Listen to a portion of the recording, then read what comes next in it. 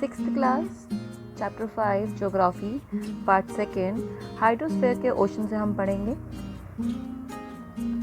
Now ocean, vast trenches of water are known as ocean, यानी कि फैले हुए पानी को, हद से फैले हुए पानी को ओशन कहते हैं। They form the major part of a hydrosphere, और ये बहुत बड़ा मेजर पार्ट है हाइड्रोस्फीयर का जो बनाते हैं। The ocean water is not static, it keep moving all the time, ये हमेशा चलता रहता है। Ocean current, wave and tide are the movement of ocean water. There are 5 major ocean in the world: Pacific, Atlantic, Indian, Arctic and Antarctic southern ocean. आइए अब इनके बारे में पढ़ते हैं। तो पहला है Pacific ocean. It is the largest and the deepest ocean in the world. It cover almost 1/3 of the अर्थ, यानी कि 1/3 पार्ट है जो उसने कवर कर रखा है, और लार्जेस्ट डीपेस्ट ओशन है ये। It is circular in shape, circular है ये। मरीना ट्रांच 11,022 मीटर का है। It has the greatest depth of ocean in the world, जिसकी ग्रेटेस्ट डेप्थ है वर्ल्ड में। Asia and Australia are situated on it western side, and while north and the South America lying to the eastern side. Bering Strait lies in the northern part, while the Southern Ocean limit its southern extent. The average depth of the Pacific Ocean is about 4,572 metre, मतलब एक average depth ही है उसके Marina tranche की, यानी कि बीच में। Now Atlantic Ocean, it is the second largest ocean. It has a S shape, मतलब ये S shape में है। It has a very long and intended coastline that provide good site for shelter, harbor and seaport. It is the busiest trade of a commerce route of the world. It is surrounded by the North and the South America in the west, and Europe and Africa in the east. Average depth of the sea is about 3,376 metre, मतलब ये इस जो है Atlantic ocean है, ये busiest trade and commerce route है, यानी कि यहाँ से बिजनेस किया जाता है, यहाँ से आपका सामान लाना ले जाना किया जाता है। Indian ocean, it is the third largest ocean in the world. It is the only ocean in the world which is named after a country, India. मतलब ये अकेला ऐसा ओशन है जो एक कंट्री इंडिया के नाम पे रखा गया है। On it western side there is Africa, eastern side Australia. Its northern extent it completely bound by the Asia, while Antarctic lie in the southern side, यानी कि एशिया के बाद खत्म हो जाता है, एशिया में आ जाता है, उसके बाद ये साउदर्न पार्ट में जाता है जहाँ एंटार्क्टिक आता है। Its average depth is about 4,000 metre. This ocean is triangular in shape, ये triangular है शेप में, और 4,000 मीटर इसकी डेप्थ है। Arctic Ocean, it is the second smallest ocean in the world. ये second smallest ocean है. It is connected to the Pacific Ocean by a narrow stretch of a shallow water known as the Bering Strait. The Arctic Ocean lie around the North Pole and extend till the Arctic Circle. It is bound by northern coast of North America and Eurasia. Greenland, Alaska and the Canada lie on the southern west side, while Russia and the Scandinavia lie on the southeast side of the Arctic Ocean. Its average depth is about 1,260 metre. So ये Arctic ocean है, और ये Arctic ocean जो है second smallest ocean है। ये Pacific ocean को अपने एक नैरो स्ट्रेच से, नैरो मतलब पतली सी लाइन से, पतले से रास्ते से, शैलो वाटर के थ्रू कनेक्ट करता है, जिसे बेरिंग स्ट्रेट कहते हैं। और ये नॉर्थ पोल की ये ओशन लाई करता है नॉर्थ पोल पे, आर्टिक सर्कल के पास, और ये इसके बाउंड है नॉर्थ कोस्ट से, अमेरिका और यूरेशिया से। Now Antarctic southern Ocean, this ocean is the extent of 3 ocean. अब एंटार्क्टिक और साउदर्न ओशन एक्सटेंट है 3 ओशन के: Indian Ocean, Atlantic Ocean and the Pacific Ocean. Is situated with the Arctic Circle and surrounded by the South pole.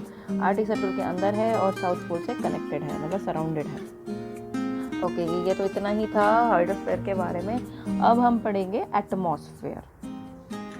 The word atmosphere derived from the modern Latin word atmospheria, means gaseous envelope surrounded the earth. From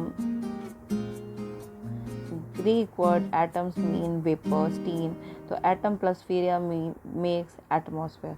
मतलब ये भी एक जो है ना Latin word है, Greek नहीं है, लैटिन वर्ड है एटमॉस्फेरिया। इसका मतलब है गैसियस, और एनवलप सराउंडिंग द अर्थ, मतलब एक गैस का एक उसने जो अर्थ को घेर रखा है। और ग्रीक वर्ड है एटम्स, जिसका मतलब है वेपर, स्टीम। तो एटम प्लस स्फीयर मिलाएंगे तो बनेगा atmosphere. atmosphere. Okay, life is not possible without air because it is the basic source of our breathing. Lithosphere on which we live is surrounded by large sea of air. The air consists of various gases, that is nitrogen, oxygen, argon, carbon dioxide, neon, helium, etc. Oxygen needed by all organisms for breathing, while plants need carbon dioxide for making their food. Ozone is also an important gas in the atmosphere. It protects us from harmful ultraviolet rays. All these gases along with water vapor and dust particle together form a atmosphere. यानी कि आप जीने के लिए हवा ज़रूरी है, हवा में इतनी गैसेज अवेलेबल है और ये जो गैसेज हैं इम्पॉर्टेंट होती हैं एटमॉस्फेयर के लिए. Ozone is also an important gas in the atmosphere जो हमें अल्ट्रासाउंड रेज से, सन की अल्ट्रासाउंड रेज से प्रोटेक्ट करती है. और ये वाटर वेपर, डस्ट पार्टिकल और ये सब गैसेज मिला के एक एटमॉस्फेयर बनाते हैं. ये देखिए मैप है. Other gases oxygen, nitrogen. Okay, the atmosphere can be defined as a layer of gases that surrounded our planet. It provides us air to breathe and protects us from the harmful effect of sun rays. Composition of atmosphere. अब atmosphere की composition कैसे हुई? Nitrogen, oxygen, argon, carbon dioxide, neon, helium, ozone, hydrogen, etc. are the main gases present in the atmosphere. Following table show the major gases along with their percentage of volume in the atmosphere. यानी कि ये percentage में ये gases हमारे environment में हैं. Two gases make about the 99% of the atmosphere और ये दोनों गैसेस मिलकर 99% ऑफ द एटमॉस्फेयर बनाती हैं. Now importance of atmosphere. Oxygen is essential for breathing, ज़रूरी है. It is also known as the life gas. It is because it is the basis of the life of all the organism. यानी कि हम सबके जीने के लिए ये जो ऑक्सीजन है वो बहुत ज़रूरी है. It is also required for combustion. Nitrogen help in the growth of living organism. It control fire. Carbon dioxide absorb heat radiated by the earth. As a result, it keep the earth warm. It is also essential for the growth of plant. Ozone protects us from the harmful effect of sun rays. यानी कि जो nitrogen है वो भी हमें help करती है living organism को. ये कंट्रोल करती है फायर को. कार्बन डाइऑक्साइड ऑब्जर्व करती है हीट को, जो अर्थ को, जिससे रिजल्ट होता है अर्थ गर्म रहती है और इससे प्लांट्स को ग्रो करने में हेल्प मिलती है. ओजोन जो होती है प्रोटेक्ट करती है हमें हार्मफुल सन रेज से. Along with these gases, dust particle and water vapor are also present in the atmosphere. इन सब गैसेस के साथ साथ वाटर वेपर भी प्रेजेंट होते हैं. The concentration of gases, water vapor and dust particle vary from place to place and time to time. मतलब ये अलग होते हैं जगह और समय के हिसाब से. Water vapour are mainly found near the oceanic areas. ज़्यादातर ओशनिक एरियाज के पास मिलते हैं. Land area have relatively less concentration of water vapour. यानी कि लैंड एरियाज के पास कम वाटर वेपर मिलते हैं. Dust particle are also known as hydrospheric nuclei because they provide a center around which the rain droplet from the bring rainfall on the surface. The gases, dust particles and water vapor are mainly found in the lower layer of the atmosphere. यानी कि gas जो होती हैं dust particles के साथ, water vapours के साथ lower layer of atmosphere में अवेलेबल होती हैं. Different layer structure of the atmosphere. अब हम उसकी डिफरेंट लेयर्स के स्ट्रक्चर के बारे में पढ़ेंगे. The atmosphere extend up to a height of 1600 kilometre. जो एटमॉस्फेयर है 1600 किलोमीटर तक फैला हुआ है. Earth surface. Our atmosphere is present at different various layer because of the concentration of various gases very with the height from the earth surface. मतलब अलग अलग gases की वजह से जो इनकी हाइट है वो भी वेरी है, यानी कि अलग अलग डिस्टेंस पे है. The heavier gases like carbon dioxide, nitrogen, oxygen etc. are found near the earth surface. ये जो हैं सबसे ज़्यादा करीब हैं हमारे अर्थ सरफेस के. While lighter gases are found in the higher altitude, वो ऊंचाई पे मिलेंगी हमें. Thus it can be said that the atmosphere becomes thin as we go up. मतलब हम ये कह सकते हैं कि एटमॉस्फेयर थिन हो जाएगा, पतला हो जाएगा जैसे कि हम ऊपर जाते जाएंगे. On the basis of composition, temperature and other properties, the atmosphere can be divided into 5 layers. 5 layer में डिवाइडेड है troposphere, stratosphere, mesosphere, thermosphere and exosphere. आइए अब ये पढ़ते हैं. ट्रांसोस्फेयर troposphere means it is the lowest layer of the atmosphere, ये lowest layer है, lowest. Starting from the earth surface all the weather phenomena are found in this layer, हर तरह के वेदर फिनोमिना इस लेयर में मिलते हैं। इस धरती के सबसे करीबी लेयर है। We are in the direct contact of this layer, हम डायरेक्ट कॉन्टैक्ट में रहते हैं इस लेयर के। Oxygen, carbon dioxide and nitrogen are its main gases.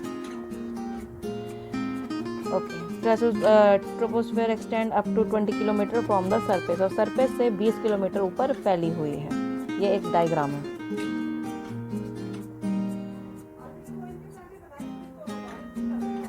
Okay, stratosphere, it is the second layer of the atmosphere. It extended up to a height of above 50 kilometre. अब ये जो atmosphere की second layer है और ये 50 kilometre ऊपर है। It is a layer of calmness because it is free from all weather phenomenas, और ये काम लेयर है क्योंकि ये सारे वेदर फिनोमिना से अलग, मतलब उनमें आती नहीं है। Due to this quality, stratosphere is considered as an ideal layer of a jet plane. तो इसलिए ये jet planes के लिए एक ideal layer है। Ozone is present in this layer. Temperature increase in this layer because ozone absorb harmful ultraviolet rays. जो ozone है वो इस लेयर पे अवेलेबल है, जो टेम्परेचर इसका हमेशा हाई रहता है क्योंकि जो ओजोन लेयर है वो अल्ट्रावायलेट रेज को अब्सॉर्ब करती है। Now mesosphere, it is the third layer of the atmosphere. It is lie above the stratosphere. It extend up a height of 80 kilometre and this layer temperature decrease with height. तो ये third layer है और ये 80 kilometre ऊपर है और इसका temperature जो है डिक्रीज है बिकॉज ऑफ हाइट, मतलब टेम्परेचर डिक्रीज विद हाइट, मतलब जो हाइट की वजह से इसका टेम्परेचर डिक्रीज्ड है। Thermosphere, it is the fourth layer of the atmosphere. It is also called ionosphere. It extended up to a height of 400 kilometers. This layer reflects the radio waves back to the earth's surface. Hence this layer is important for communication. मतलब ये communication के काम आती है क्योंकि ये जो layer है इसे इनोस्फेयर भी कहते हैं और ये 400 किलोमीटर ऊपर है और ये जो रेडियो वेव्स होती हैं उन्हें धरती पर रिफ्लेक्ट करती हैं। Exosphere, it is the upper most layer of the atmosphere, सबसे ऊंची लेयर है। It extend up to a height of 750 kilometre, 750 kilometre ऊपर फैली हुई है from the earth surface. This layer merge gradually with the interplanetary surface. Now density of the atmosphere, अब हम atmosphere की डेंसिटी के बारे में बात करेंगे। Density of the atmosphere refer to the water vapour present in the air, तो जितने वाटर वेपर प्रेजेंट होंगे एयर में उस पर डिपेंड करता है। As you know the atmosphere is a mixture of gases due to the gravitational force is it held to the earth surface. Okay, the density of the atmosphere vary from place to place. It is the densest near the surface. As altitude increase, density decrease. यानी कि जितना ज़मीन के पास होगा density ज़्यादा होगी और जितना एल्टीट्यूड ऊपर होता जाएगा उतनी डेंसिटी डिक्रीज होती जाएगी। The dense air is heavier than the thin air. Thus it exert more pressure on the earth's surface. The dense air is generally found near the surface, mainly at the ocean surface. We find more atmospheric pressure, see that on the hill or mountain. The density of the atmosphere decreases rapidly as we go up.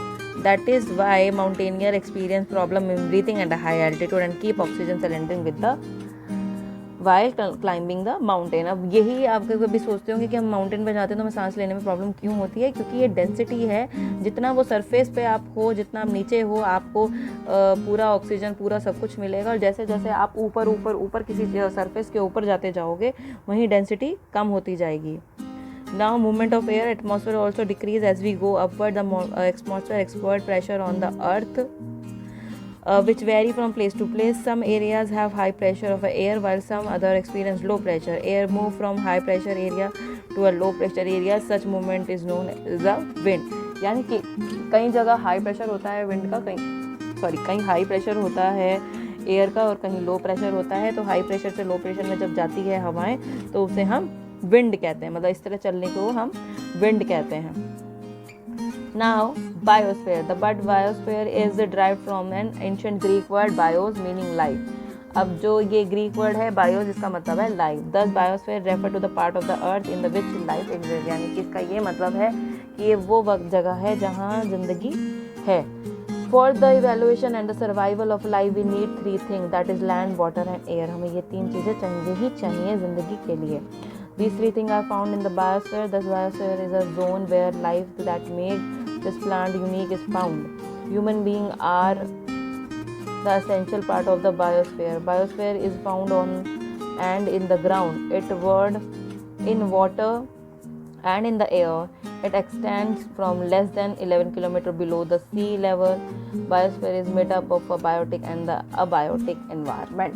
Okay, there is something about it कि जो land water और हमें air चाहिए, तो जो biosphere है, zone है उसका, ये एक प्लांट को भी यूनिक मतलब that make this planet unique, यानी कि ये इस प्लानट को यूनिक बनाता है. The human beings are essential part of the biosphere. जो ह्यूमन बींग्स है वो एसेंशियल पार्ट है बायोस्फीयर के. तो आप अगर देखोगे तो आपको ग्राउंड पे ही, पानी के पास ही, मतलब एयर में, ये सब बायोस्फीयर मिलेगा. It extend from the less than, मतलब 11 किलोमीटर के अंदर ये सी में भी आपको दिखाई देगा. मतलब इस एक्सटेंड मतलब फैलता है. जो बायोस्फीयर है दो चीज़ों से बना है, बायोटिक और नॉन बायोटिक. तो biotic plant, animals and human beings होते हैं, और अबायोटिक होते हैं land, air, water together from the biotic environment. और ये एक बायोटिक एनवायरनमेंट बनाते हैं. ये है हमारा biosphere.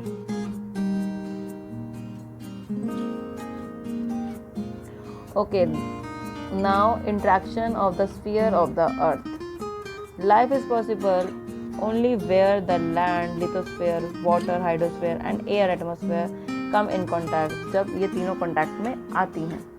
All these spheres interact with each other and provide favorable conditions for the growth of a various organisms. Extended from the earth, lithosphere and hydrosphere into the atmosphere and the biosphere in the planet narrow zone of the life. Each life directly or indirectly depend upon the biosphere. Life cannot be imagined in the absence of a biosphere. Thus, biosphere is essential to shape the life. मतलब अगर ये ना हो biosphere तो हम अपनी ज़िंदगी की imagination भी नहीं कर सकते. All this activity disturb the natural balance between various components of the biosphere. It is harmful for the human being. Okay, अगर ये सब एक्टिविटी डिस्टर्ब हो जाए तो हमारा नेचुरल बैलेंस बिगड़ सकता है. Thus is the need to protect our natural environment so the balance of the nature can be maintained to support our survival and the growth. Today, not only the human activity are disturbing our natural environment, but natural calamity are also affecting it badly. The earthquake, volcanoes, flood, tsunami, etc. are the natural calamity in this 2004 tsunami hit the eastern coastal area of India. It caused a great destruction of a life and property. Indira Point in the Andaman and Nicobar Island got submerged under the sea water in 2004 during the tsunami. A tsunami is a result of an earthquake in the sea. यानी कि जैसे human activities हैं उस तरह natural calamities हैं जो हमारे इस एनवायरनमेंट को, बायोस्फीयर को ख़त्म करती हैं. जैसे कि अब बताएं, दो चीज़ें बताई कि एक अर्थक्वेक ने किस तरह नॉर्दर्न इस पार्ट को ख़त्म कर दिया इंडिया के, और एक अंडमान निकोबार जो था वो कितना सुनामी की वजह से पानी में चला गया. In additional air and water pollution also affect our environment on large scale. The air is polluted by the increasing volume and carbon dioxide in the atmosphere. The increase in the amount of carbon dioxide CO2 lead to increase the global temperature, that is termed as a global warming. यानी कि अगर carbon dioxide बढ़ जाता है तो global warming हो जाती है. Big industry, thermal power plant, vehicle etcetera pollute the air. ये सब चीज़ें हमारे एनवायरनमेंट को पोल्यूटेड करती हैं. If temperature rise, the water in the ocean and sea will become warmer and extend the glacier will melt. As a result, the sea level could rise. The rising level will flood many places, especially low-lying coastal area, and many cause great loss of life and property. अगर temperature बढ़ जाता है पानी का, ocean और सी level का, जब warmer हो जाते हैं और वो ग्लेशियर मेल्ट होने लगते हैं, तो ये सी लेवल बढ़ जाता है पानी का, और इससे हम फ्लड भी आने लगती है. So we could limit use of the resources of the earth, so the balance of the nature among the domain of the lithosphere, atmosphere and the hydrosphere will be maintain. तो हमें ये सब चीज़ों का दुरुपयोग नहीं करना चाहिए, सदुपयोग करना चाहिए, ताकि ये तीनों का बैलेंस बना रहे. तो इस चैप्टर में इतना ही. बाकी के लिए देखें सनराइज इंटरनेशनल.